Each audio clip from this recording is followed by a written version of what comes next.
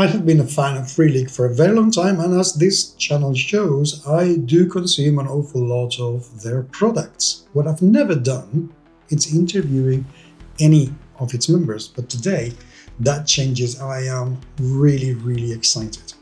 In this video and this episode, I have Mattias Johnsson, who is one of the lead writers for Symbaroum.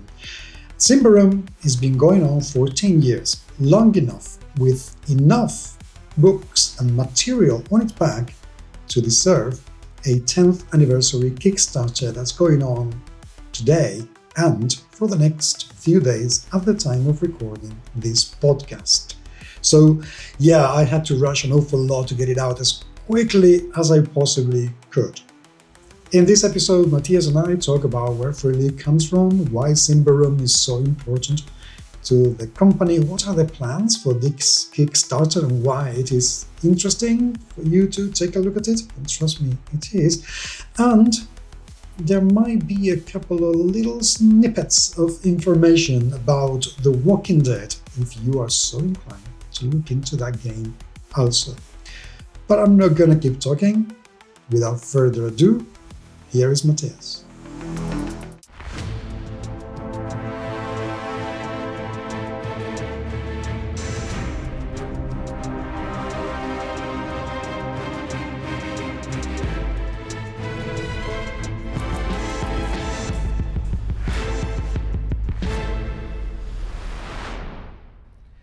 Mattias, welcome. This is the first time I have the enormous pleasure of interviewing somebody from Free League, so I'm struggling not to geek out. Okay. Please don't. But okay, so I'm going to start from the basics because, of course, I know about Free League. I know what you do. I have done more bookings and reviews than I can remember, and I've read more role-playing games from Free League than from any other publisher ever, apart from Dungeons and Dragons. So, but I have no idea who you are and what you do at Free League. So please, why are you here? Yeah, very good question. Oh, and do you want me to take that from back to the Big Bang? Go for it. There. Yeah, why not? and go through evolution and no. I suspect what you are after is, well, we can start really basically with what is Free League. We are basically a team of, today we're 7 co-owners, most of which also were either founders of Free League or founders of a sister company, you can say, called Järnringen. And these two entities merged in 2018 and became Free League. Kept the name Free League, despite being 2 companies in one. Of course, now it's been 8 years since then. So today we are one big, happy role-playing games making family with the headquarters in Stockholm, Sweden. I am the only satellite at the moment. I still live up in Umeå in the very north of Sweden. So it's about a 1-hour flight down to the headquarters. Wow, okay. So you don't pop by to the office for lunch very often then? No, not very often. I try to visit every 6 weeks or so. Okay, and stay down there and work with the guys, try to game. There are a lot of play testing and fun stuff going on at the office that I'm sort of cut out of living where I live. So what do you do in Free League? What's your role there? Yeah, that's the good question. What do I do? As I said, we are a team of happy nerds. None of us are really very business savvy. Luckily, we have my colleague Thomas Hadenstam, who's best known for being the brain behind the Year Zero engine and a lot of the game design in a lot of our games. He is he is extraordinarily good at managing the business side of the company, for being basically just as nerdy. Yeah, like I think he's a journalist, or was a journalist before Free League started to become a full-time gig for us all. But me, I am primarily a brand manager for Symbaroum, which is also the child of mine and two of my childhood friends, Mattias Lilja and Martin Grip. Martin Grip is one of the lead artists in Free League. And also I manage The Walking Dead currently. And yeah, you can ask about that later, but let me tell you that I'm hoping to see some announcements before very long, at least. There are more stuff brewing, at least, on that front. Being brand manager or project lead, I also am the lead designer of Symbaroum, writing primarily setting and adventure books. So the whole Throne of Thorns chronicle is my penmanship, though the ideas and concepts is kind of a team effort, especially with the three founders or creators of Symbaroum, Mattias Lilja and Martin Grip and me. I also do some editing for other games and actually some writing. So I've been the lead writer for the Book of Magic for Dragonbane, and I wrote one of the parts in the Path of Glory adventure for Dragonbane. And I have basically worked on most Free League games except the big licenses, because, well, I don't know if I would be any good at it, because I tend to live off the freedom of owning the setting, so to speak, owning the IP.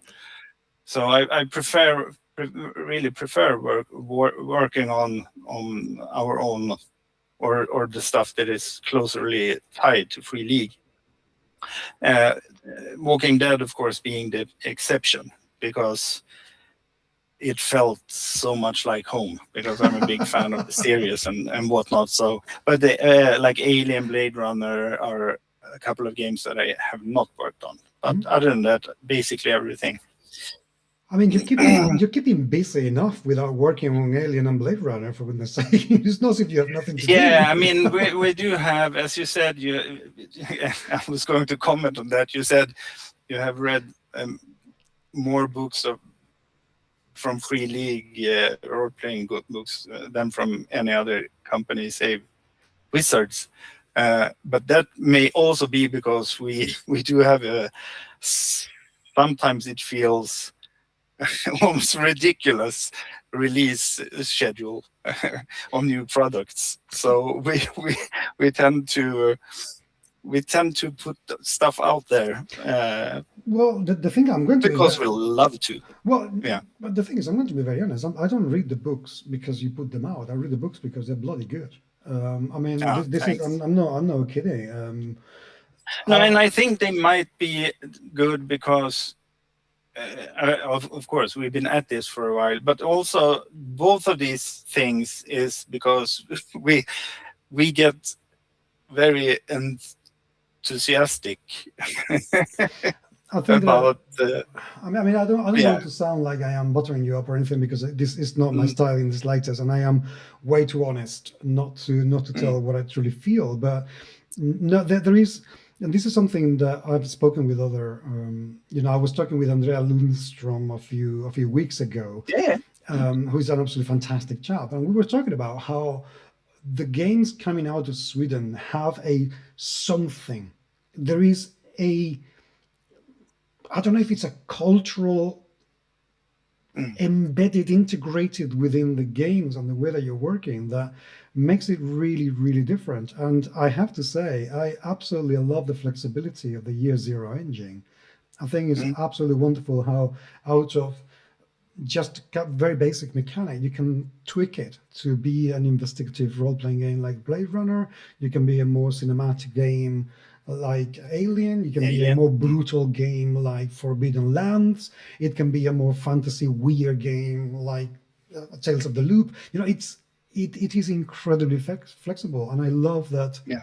You can go from game to game, changing the setting drastically, but still keeping that familiarity with the mechanisms that makes it assimilation for people who don't have the time to learn new rules very easy. And for me, that is, I mean, it's one of the reasons why. Yeah, and you can also ease into it by starting with, say, Tales from the Loop or Väsen, which are very rules light.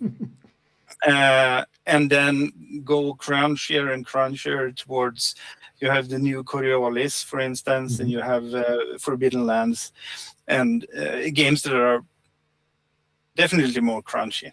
Definitely. And then if you want to try something else, today we have 3 other systems under our roof. Yes. One of them being the Symbaroum, which is an original system created before the merger. Another is Dragonbane system, which is sort of Thomas's declaration of love to the BRP inspired, or basically BRP clones that we played growing up. And then we have the One Ring, of course, yes, which is developed by Francesco Nepetela and his team in Italy. Absolutely adorable guy. And both for the One Ring system and 5e, which is interesting. But okay, let's not delay this. Let's go. Firstly, thank you very, very, very, very much for settling how it is pronounced, because I've been saying Symbaroum for I don't know how long, and it's Symbaroum. Yeah, I usually go for Treebeard in Peter Jackson's Lord of the Rings. Yeah, he goes Bararum. So that's Symbaroum. Symbaroum. Okay, good. I will remember that from now on, because I have reviews to make about it. We'll go into the Kickstarter in a few minutes, but before that, I would like to... Yeah. Can you please tell, for the people around it, what makes Symbaroum special? What is Symbaroum all about? Because it's dense and rich and amazing and dark and gritty. Super. I get this question a lot, and I get like I become as baffled every time because it's super difficult for me as a designer to really pinpoint what's so special about this game compared to other games. But I guess that one of the things is that we have developed the setting and indeed the rule set based on a sort of core conflict or a core theme of the game, which is the clash between, or the meeting between, civilization and nature. And the idea of what would happen if nature could react to us cultivating or even exploiting it. What if it could strike back with vengeance against us? So that was the core. And just to get a pop culture reference, you can look at the Miyazaki movie Princess Mononoke, which is built around that same kind of themes, civilization criticism and whatnot. So starting from there, we built both a rule set. The rule set is not my making, it's Mattias Lilja, even if we tend to work together as a team in the development phase. And it's a fully player-facing D20 roll under system, which is, people say that it's deadly, but it's just because it's not fair, players after a while learn which fights to pick and which not to pick. At which moments you better try to negotiate instead, or maybe turn and run. So if you're stupid, it's deadly, yes. It's dark in the sense that it is pretty, I mean, it's not realistic, but it touches on familiar themes. As I said, what are we humans doing to our home? It touches on political and moral conflicts and questions, not least the question of colonization, because the story revolves around this kingdom that is forced to flee their old ancestral lands and vacate north of a mountain range called the Titans. And when they come up there, they tend to want to grab it all for themselves. But it is not a game also on the dark theme kind of question. It is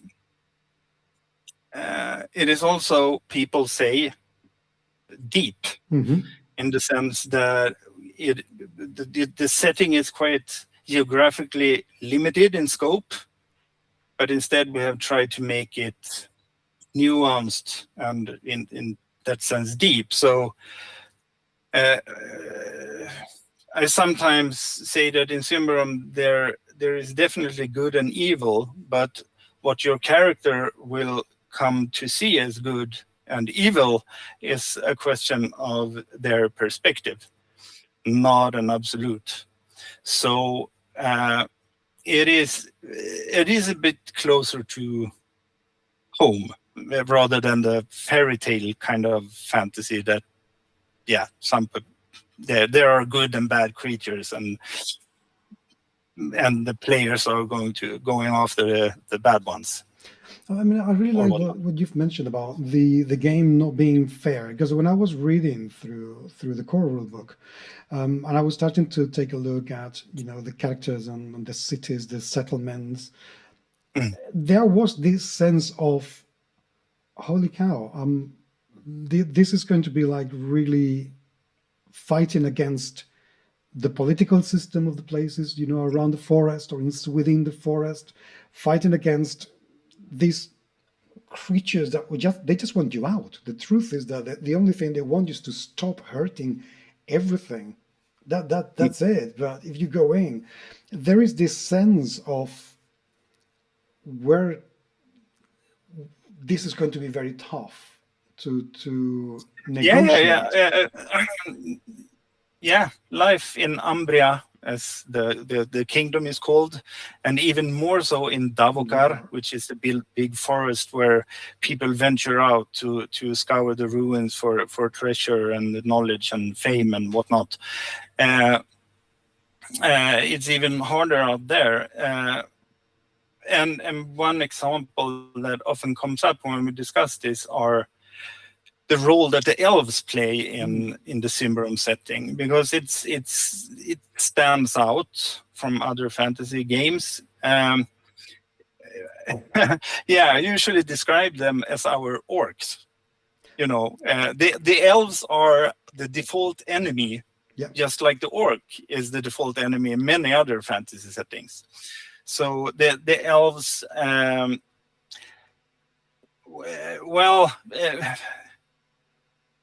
they are not the kind of Galadriel and Celeborn elves at all. They are much more down to earth and, in their case, vengeful. They claim that humans and elves once swore to something called the Iron Pact. And this pact, I mean, the elves remember. They do live a very long time. Humans tend to forget.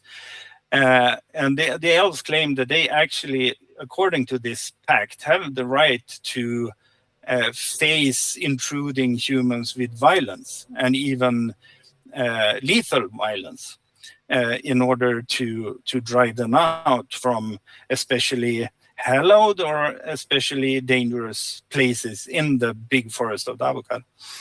The humans with Queen Corinthia in the high seat scoff at this. They believe it to be fairy tales and just a way for the elves to try to keep them from the treasures, not only the aforementioned ruins and artifacts and stuff, but also the natural resources of the forest. And where the elves claim that evil stirs where humans, trespass, the humans, of course, counter this by saying that the problem is that evil wakes when the wilds isn't tamed enough or truncated enough. So yeah, you have those, and in between you have what the Ambrians, the Queen Corinthia's people, they call them the barbarians, while we, from a more objective perspective, talk of them as clan folk. Anyway, you have people, I think it's 10 different clans 9 different clans in the outskirts of Davokar Forest, and we have a couple more on the plains to the west. And those are sort of, especially the witches of the clans, are sort of the balancing power in this potential clash between elves and humankind. So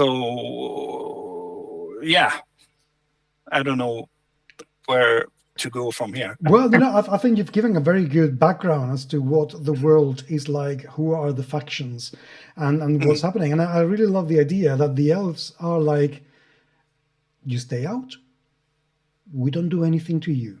You come in, we'll you like mad. And humans have this, real life hubris of, but you're there. If you're there, I'm meant to be able to take it. That's kind of my right. And then you have the townsfolk, the people saying, but I'm in the middle. Could you please leave me alone? And they are not left alone. So it is very, I think it is very fitting. Yeah, and then you have different factions within the Ambian society, such as the Sun Church, which in turn is divided into the Templars, which is the warring faction, the Theurgs, which are the sort of clerics, the mage priests, and then the Black Cloaks that are the Inquisition, the internal Inquisition, you can say. And they don't always get along super fine. And then you can add the Ordo Magica, which is sort of the wizardry organization, closely tied to the queen, but they don't always see eye to eye on things. So yeah, you have and that's probably what people refer to when they say that the setting is not large, but it goes deep. Yes. And it also gives you, I think, as a player, the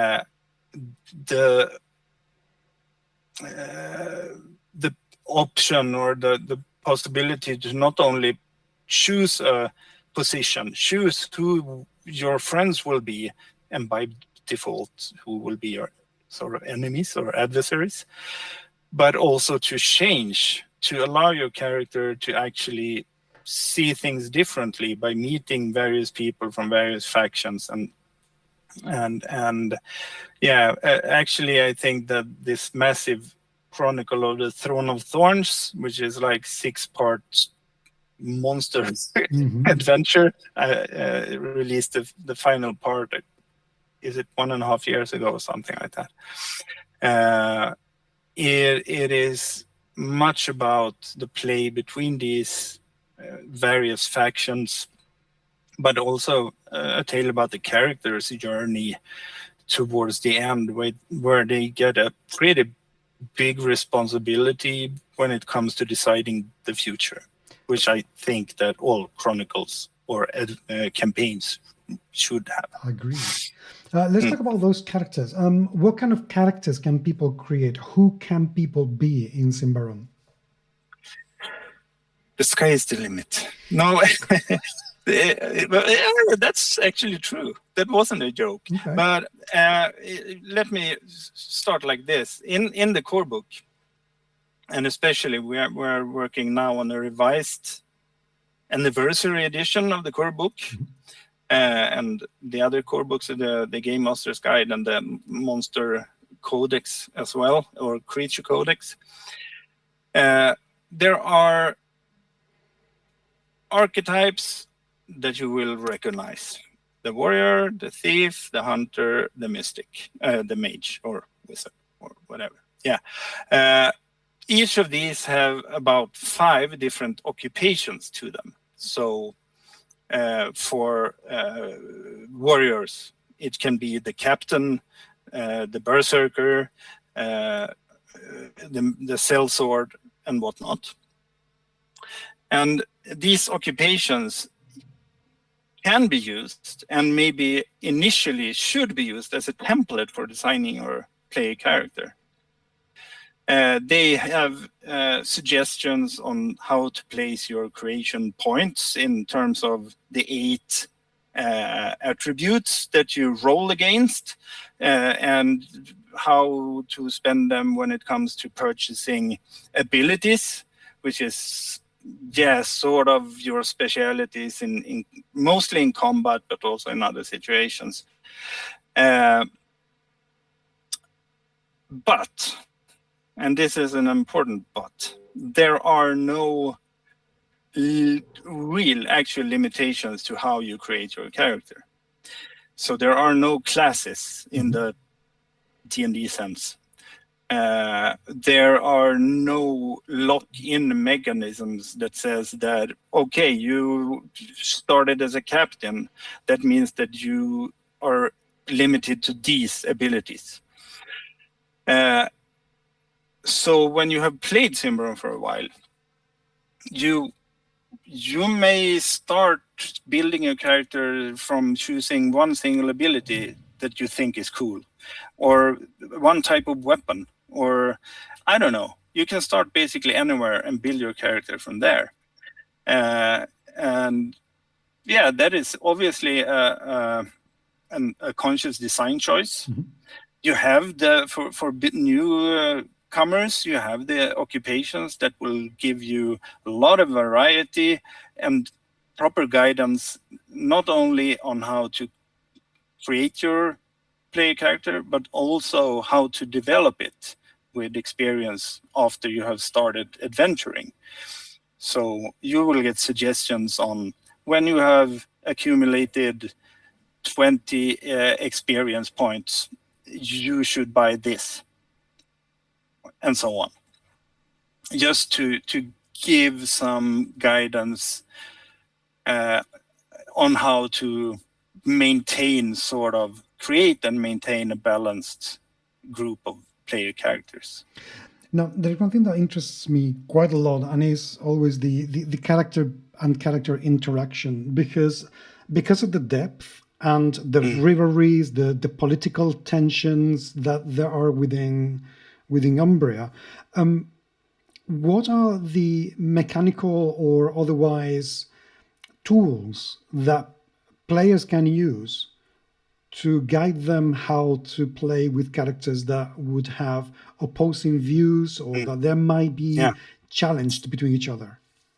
We actually have the core book spells out loud and clear that Symbaroum is not a game where you will see combat between 2 player characters. That is our suggestion, or sort of a rule. If there are conflict, we suggest other ways to handle it. For instance, by role-playing discussions. And if that doesn't help, you can also use some of the attributes. So if we are in a disagreement over a choice that we're going to make, and I am the active party that sort of have suggested a course of action.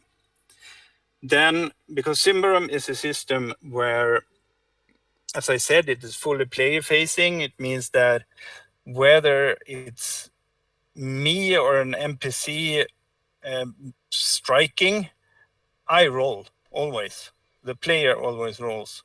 So in this case, I guess as a game master, I would settle the dispute if we couldn't just role play it out. I would settle it by having me roll for the attribute that's called resolute, modified by your character's resolute value. Maybe we shouldn't go into mechanics here. No, that's good. That's good. But that is how we propose that you solve that. Because I mean, I get those stories a lot of people, but also because we sort of inspire differences of positions or perspectives in the gaming group. It's not like everyone in the group are adamantly determined to kill the Lich King. In Symbaroum, some would probably want to talk to it instead, and someone else would want to sneak into his lair and just stay out of his gaze, and people would want to kill him for different reasons if they want to kill him. So, but we also state that player and player combat is not an option.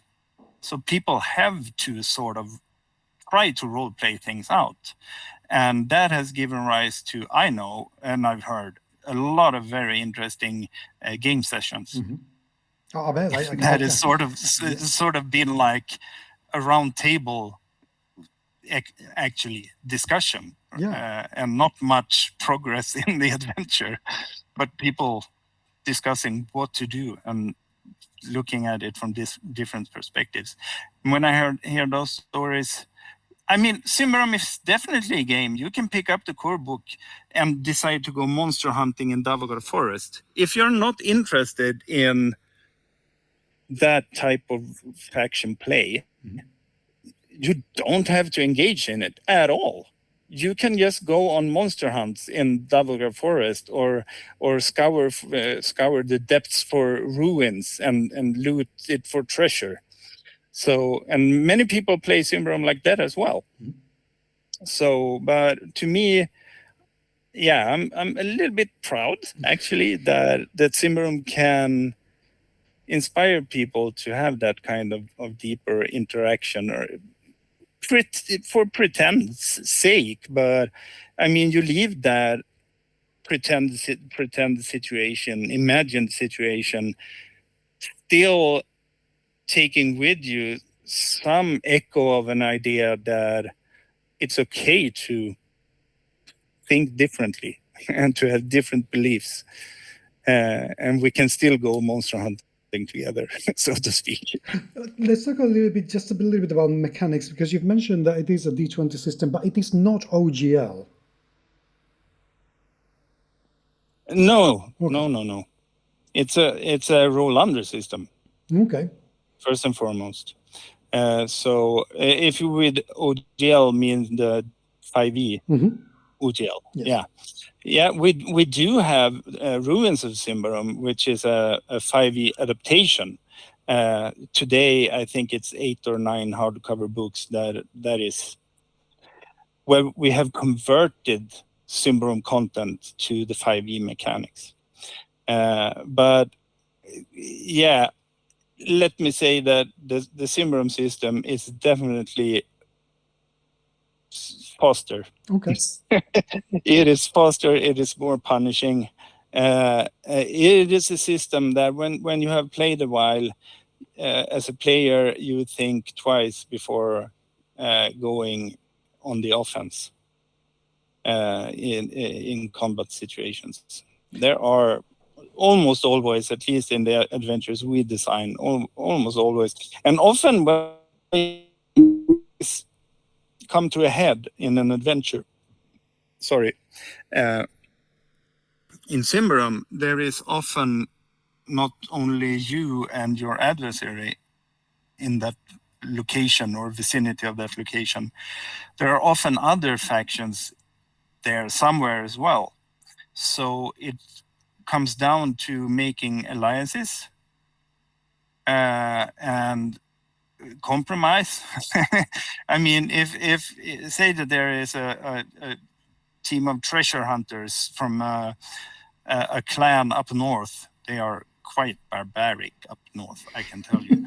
And they are scouring a ruin, and you get to that place, and because you heard of it, and that is filled with treasure, and then it shows pretty quickly that there is a war band or maybe diplomats from the Iron Pact, elves in the vicinity as well, and they don't want any of you to have the stuff, and you can't. If you go on the offensive against these barbaric treasure hunters, you will likely suffer badly. If you try to take out the elves, that is probably not a good idea, especially since you need to handle the treasure hunters afterwards. Mm-hmm. So it becomes sort of a drama where, there will be some giving and taking with the different powers at play in that location. I'm loving hearing you talk about it, and I really have difficulty stopping you because it's obviously you feel very passionate about it. Did you expect when it was published for the first time that 10 years on, it would still be going strong, and you feel this passionate about it?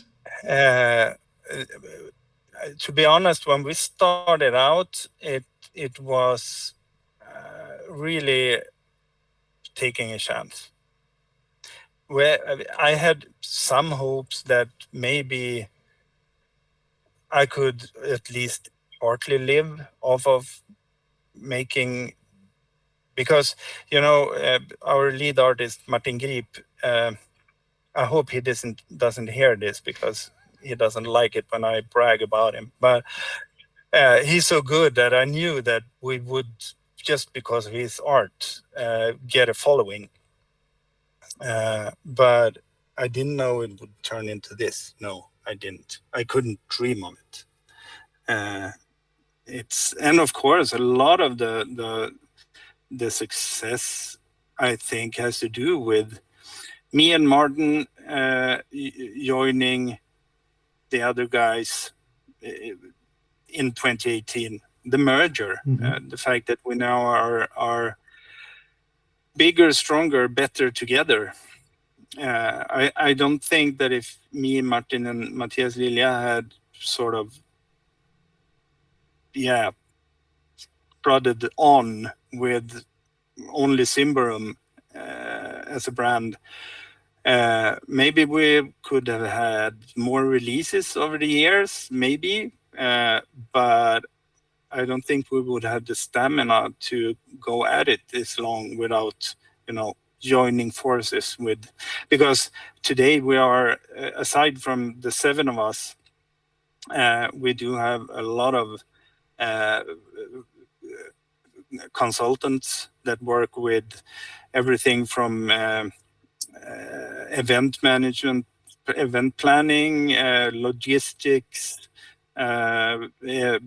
adventure design for many of our games, and so on. So today, I mean, we're a pretty big team if you start to count all the consultants as well. Which is quite amazing. And now going to Kickstarter, why going to Kickstarter to do a 10th anniversary edition? What do you want to add to the game with this campaign?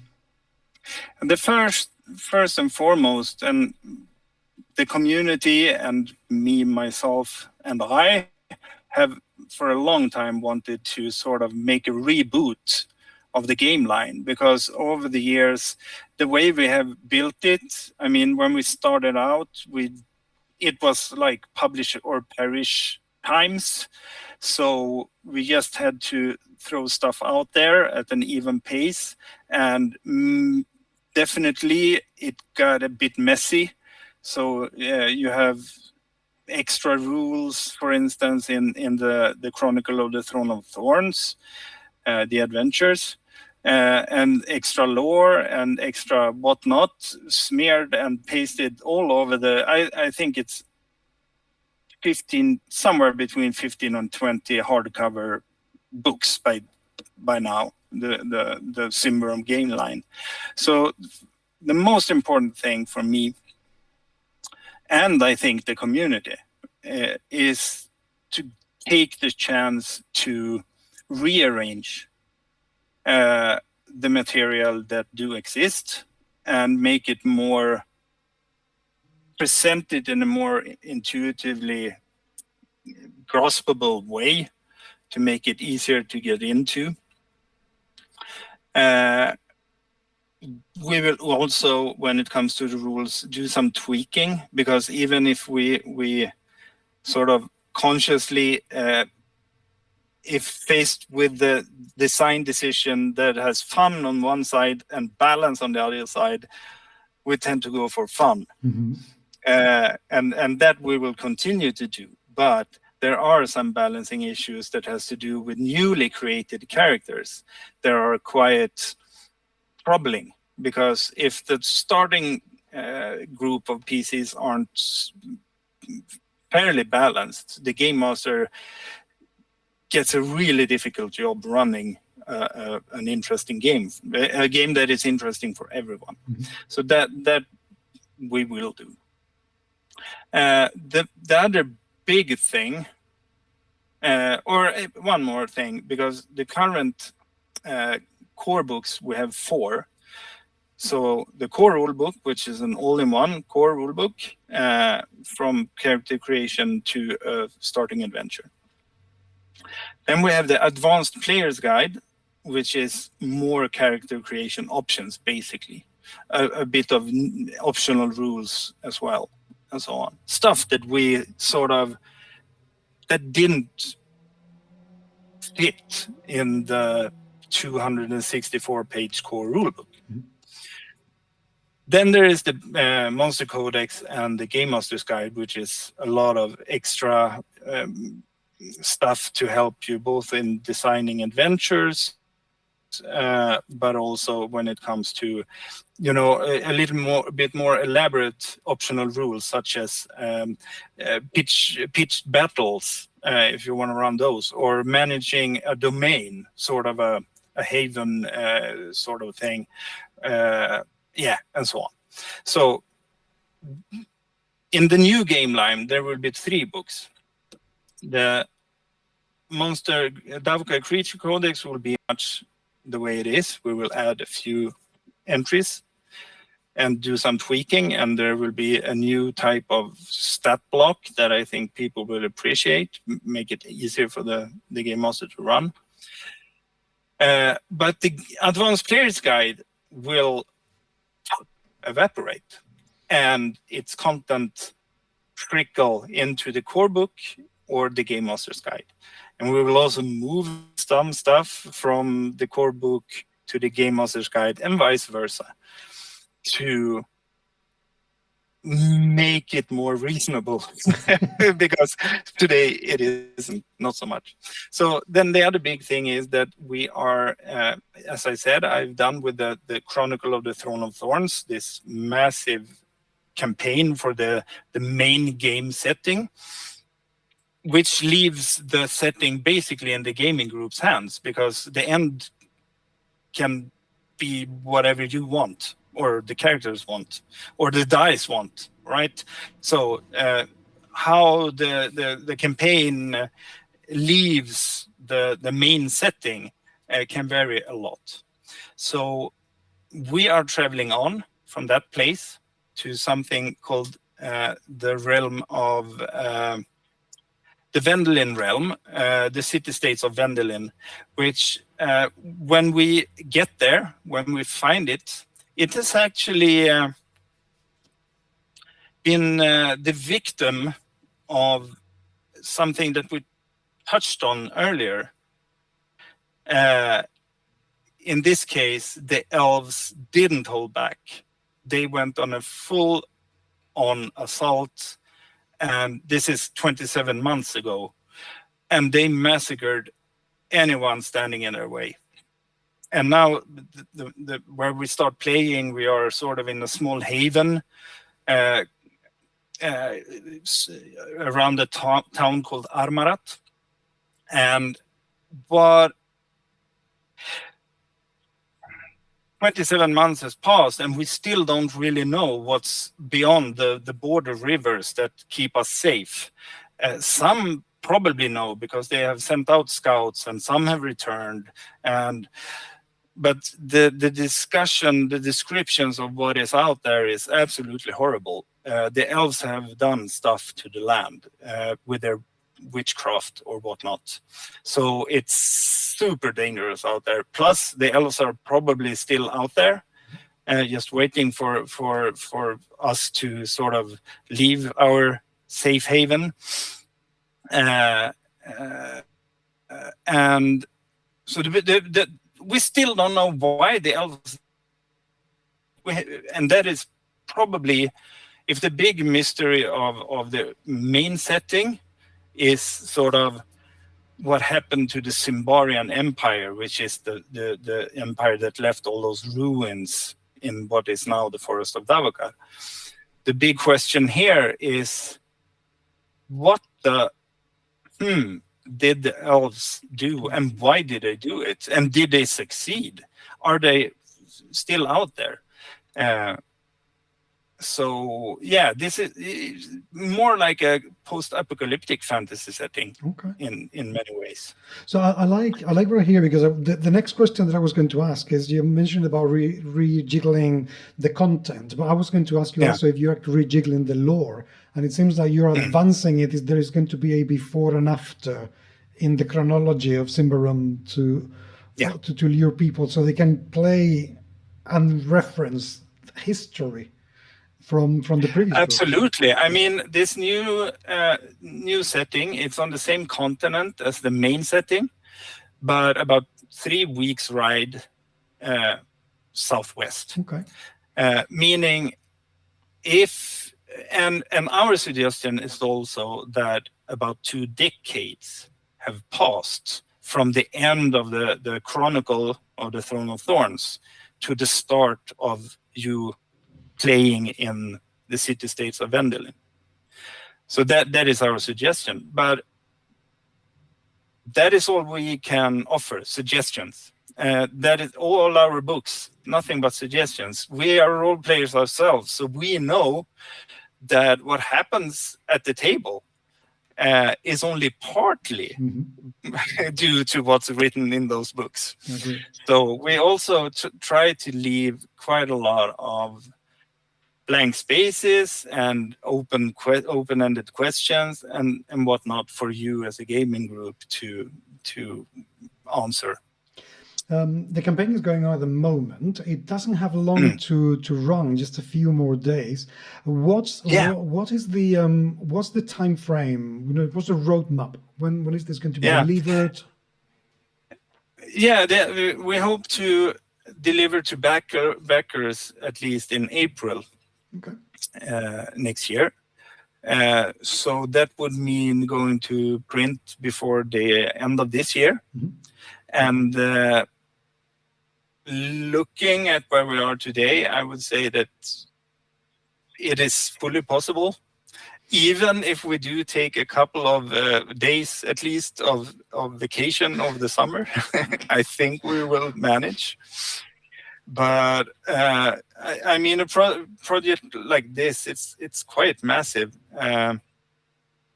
And pre-league is also, I mean, something that people maybe don't realize. We have we have two graphical artists basically. One is Christian Granat, who is also a co-owner, and then Dan Allestrand, or Dante as people know him. And both these two guys shall basically produce like sometimes it gets too much.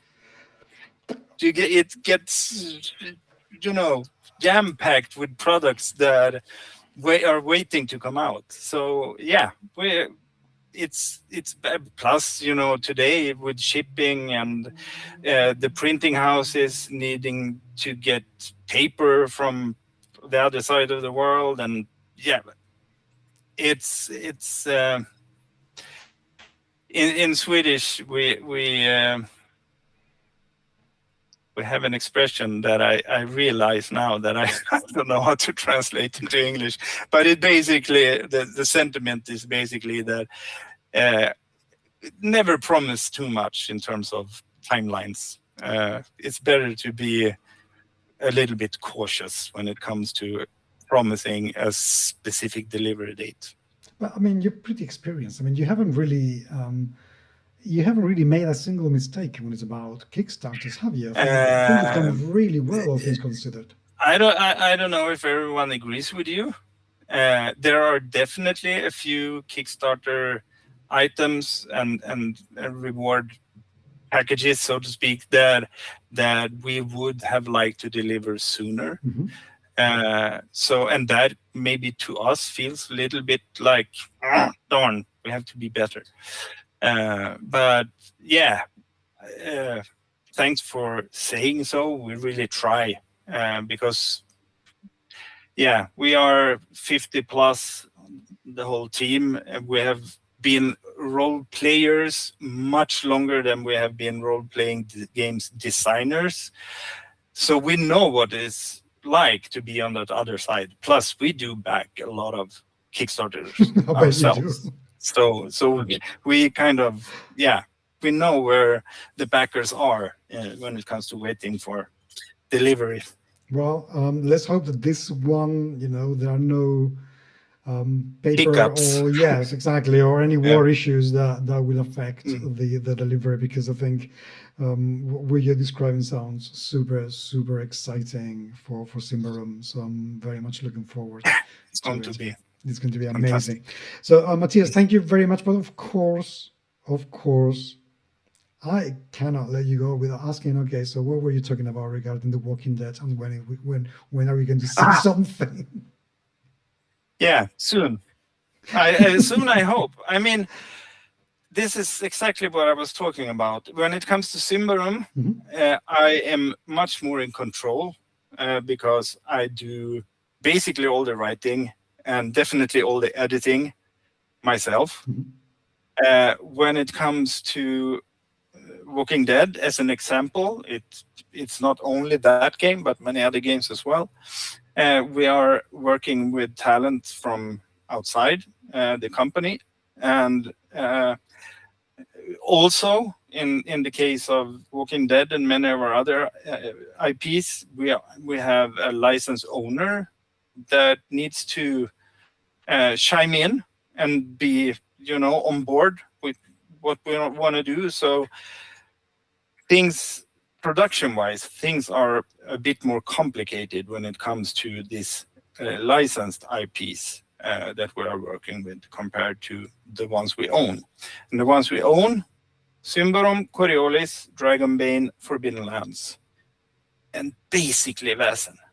Although it's our friend Johan Egerkrans who actually owns it. Yeah, but Väsen is too awesome. It's just too absolutely fantastic. But yeah, I can imagine that the approval processes that you have to go through with any IP must. Yeah, it's a lot of steps back and forth. Yeah, that must be quite interesting and very challenging, and however very rewarding.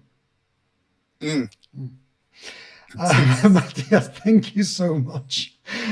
This has been absolutely fantastic, and I really hope that we will get a chance to talk again and again about Absolutely, it, because it would be I would love to. wonderful. And maybe I can put in a good word for you and see if Thomas or Nils or Costa or any of the other producers over at Free League are interested in showing up and talking about releases to come.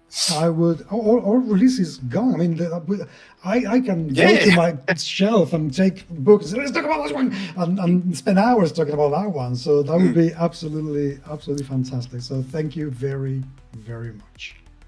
It was a pleasure. Thank you very much indeed to all of you for having watched. I really hope that you will take a look at Symbaroum. It's an absolutely gorgeous, rich and dense world that will not leave you indifferent.